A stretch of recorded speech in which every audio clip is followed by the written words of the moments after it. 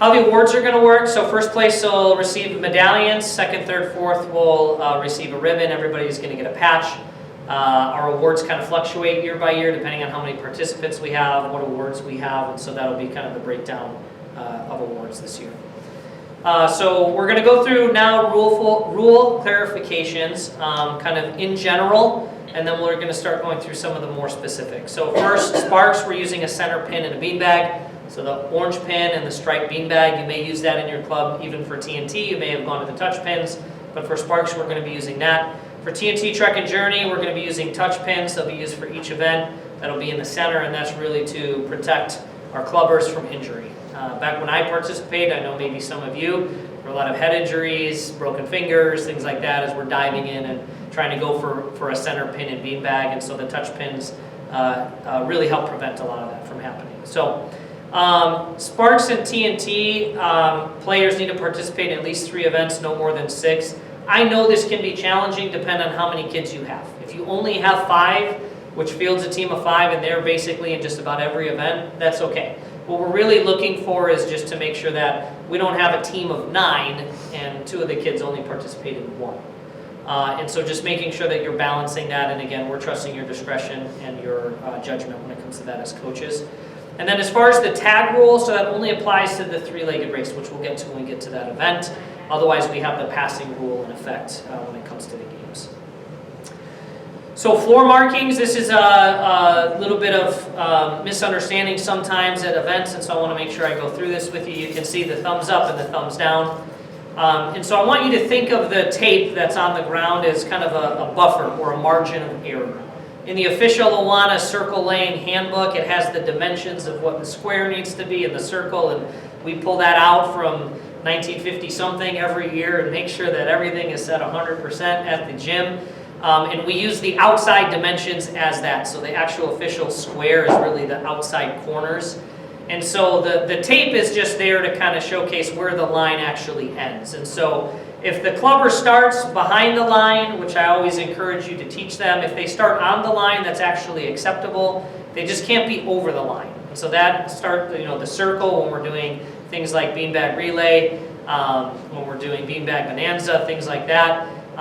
Balloon relay, same thing. If they step on the line, they're okay. It's actually when they break the plane of the line, the outside plane of the line is when it's an issue. So just make sure that you're going through that with your clubbers. As a coach, I always teach my teams, just don't step on the line, because that gives them a little bit of a margin of error when they do it. If you teach them to, hey, you can start right on the line up till the edge, guarantee there's going to be a disqualification.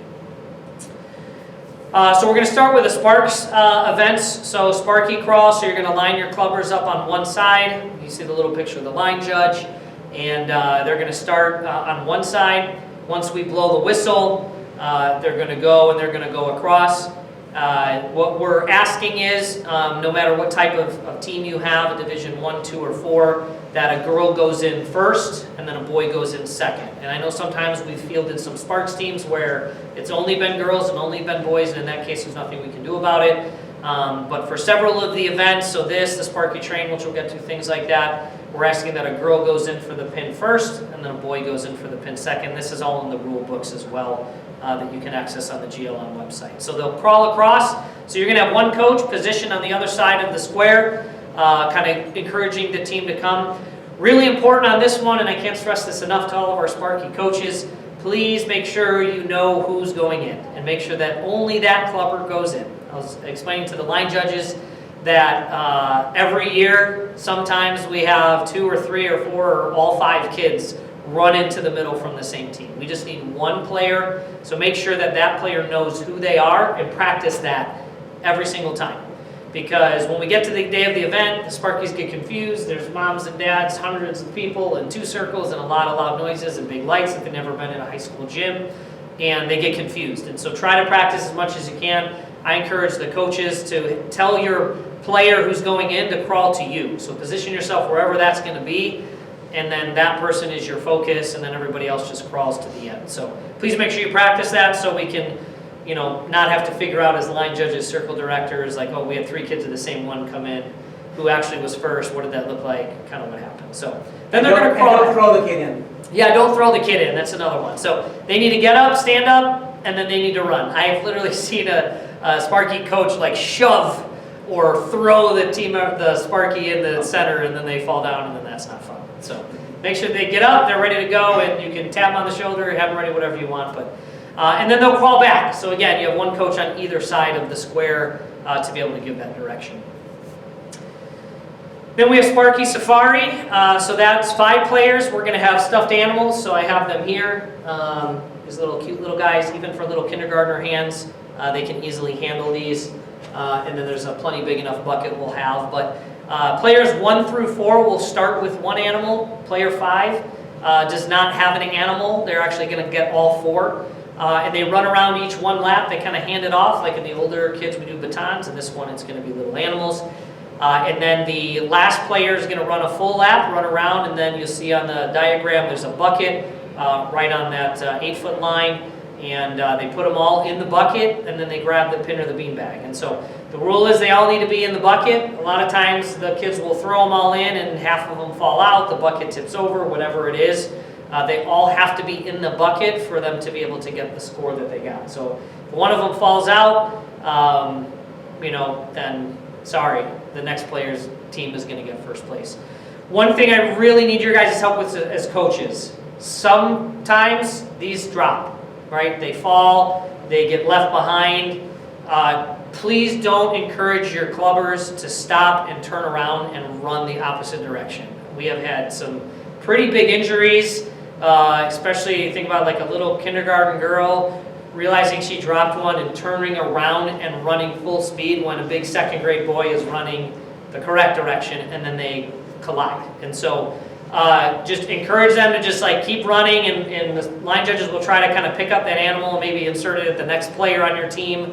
But we really want to try to avoid, so like I've seen coaches like stop, turn around, like during the handoff they drop it and they get to their pin, and then they're encouraging them to turn around. Just have them keep running, and we'll get that back into circulation as best we can. I want to make sure that we don't have any injuries with that.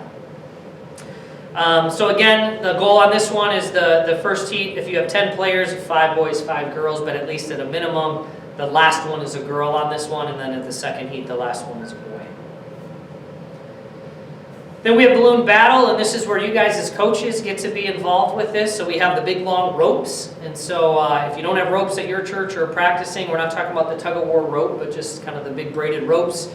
We're going to ask one coach from each team to hold the rope on their side. So if you see the little C's on the diagram, the coach is going to help with that. So one coach can be helping prepare and get kids ready and placed on the playing field, and then one coach is going to be holding the ropes. It's not the line judges that hold the ropes. The line judges are actually positioned where you see on the diagram, kind of in the middle back of the circle of each quadrant.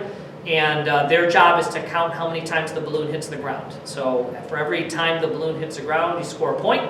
The team with the lowest points gets first place. The team with the highest points gets last place. In this event, every team will score points. So I believe it's 8, 6, 4, and 2. So at least you'll get some points. But the goal is, and how you can teach your Sparkies, is it's not really as important to hit it down on other sides. If you just don't allow a balloon to hit on your side, you'll get first place. So it's not, again, more how many other players get, it's how many you get as a team.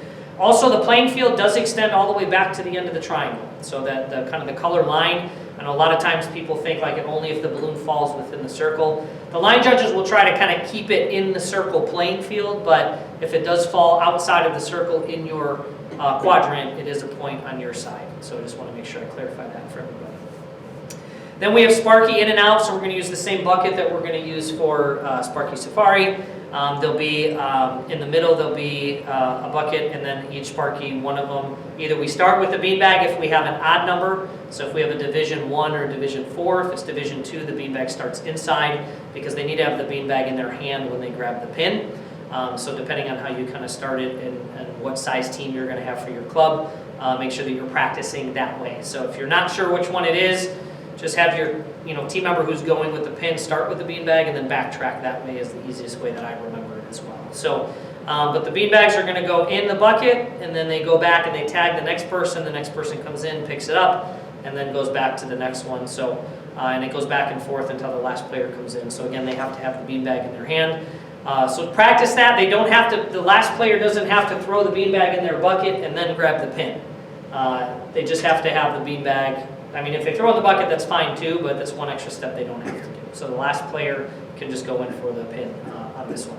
So again, we're going to do 2 heats. We're asking that the last player on the first heat is a girl and the second heat is a boy. Rabbit hunt, this is the kids' by far most fun game. If you play this at club, even at TNT, I'm a TNT boys game director right now, and we play rabbit hunt just about every day, every club meeting, and they love it. So these are the balls that we're going to use. They're big, like pieces of foam. They're sponges. I know a lot of times, a lot of people will say like headshots don't count, but these are literally so light, and even if someone threw it as far and as hard as they can, Dave actually just caught it, it's not going to impact or hurt anybody. The other big rule with this is make sure that your clubbers know not to touch the ball. So the rule is that if they get touched by a ball in the center, they're out, as long as the player who threw it is behind the line. And so if a ball is sitting in the middle, a lot of times the clubbers like to come up and kick it, they're going to be called out for that. So the line judges are going to do their best to watch where the balls are. There's only 2, and there's 4 line judges and a circle director, so we can pretty well keep an eye on it. And so, you know, we will continue to coach the kids on if they need to come out or not. So what I ask as a circle director for coaches, tell the kids, don't leave the circle unless one of the line judges says you're out. Because we need to assume, and it's literally almost 50% of the throws, that the kids have crossed the line when they're throwing. Because they get really excited, like the chances that I get a ball and I actually get a throw it in this event are like almost 0 in their minds. And so they get it, they forget about the rule of staying behind the line. So our line judges will tell you, you know, if we're not sure, the kid's not listening, we may look over the coach, hey, what's their name, let's get them out. But just make sure. So it's 30 seconds. So that's a long time, especially if there's only 5 kids. Usually we'll shorten it to maybe 15 seconds if we have Division 4 teams, but we want to just make sure that those teams stay in the center at the end. So we'll blow the horn or the whistle at the end. Make sure that everybody stays in the middle because we got to count them. And just like the balloon battle, you know, the more, in this one, it's the more you have left in the middle, the higher score you get. And at the end, whoever has the highest score gets first place, second highest, that type of stuff. So, and if there's a tie, we split the points. Then we have Sparky Train, another fun one. So same thing with the girl-boy rule. So we're asking a girl is at the back of the train, boy is in the back of the train for heat 2. You'll line up your 5 clubbers. The line judge will be in the center.